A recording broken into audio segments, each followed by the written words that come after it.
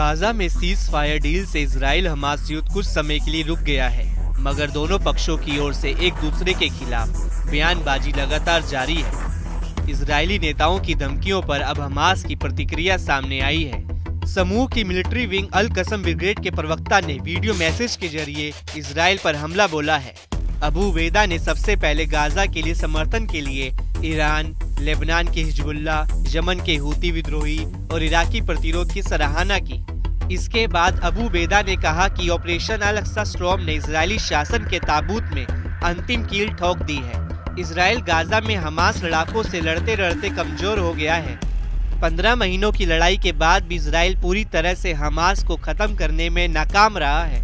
Netanyahu ने बार बार ये दोहराया है कि वह हमास को पूरी तरह से तबाह कर देंगे, मगर हमास को बुनियादी चोट पहुंचाने, उसके कई कमांडरों को मारने के बावजूद हमास पूरी तरह से खत्म नहीं हुआ है, बल्कि वह हमेशा नए अवतार में दिखा है।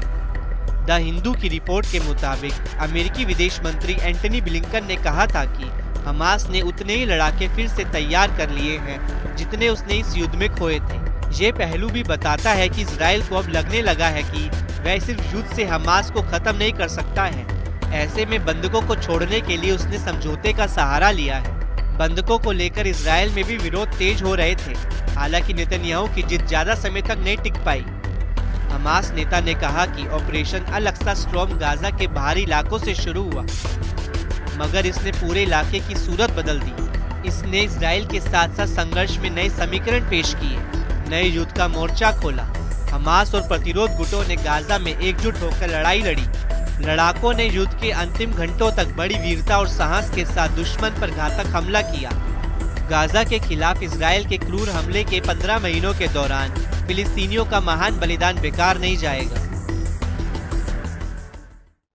وإننا ومع كل إخواننا في فصائل المقاومة الفلسطينية نعلن التزامنا باتفاق وقف إطلاق النار والجاهزية لتنفيذ بنوده والالتزام بشروطه من حيث وقف القتال والالتزام بالجدول الزمني للتبادل وتأمين أسرى العدو وصولا إلى تسليمهم مقابل أسرى شعبنا الأبطال الأحرار، وذلك في كافة مراحل الصفقة المتفق عليها، مع تأكيدنا على أن كل ذلك مرهون بالالتزام من قبل العدو، وإننا حريصون على إنجاح كافة بنود الاتفاق ومراحله حقنا لدماء شعبنا وتطلعا لتحقيق أهدافه وآماله، وندعو كافة الوسطاء إلى إلزام العدو بذلك. إن التوصل لاتفاق لوقف العدوان الصهيوني وحرب الإبادة على شعبنا كان هدفا لنا منذ شهور طويلة، بل منذ بدء هذا العدوان، وما تم التوصل إليه من اتفاق كان ممكنا منذ أكثر من عام لو ناسب ذلك طموحات نتنياهو وحكومته الفاشية التي أصرت على استمرار الإبادة وهدفت لتهجير شعبنا وتدمير أكبر قدر मुमकिन।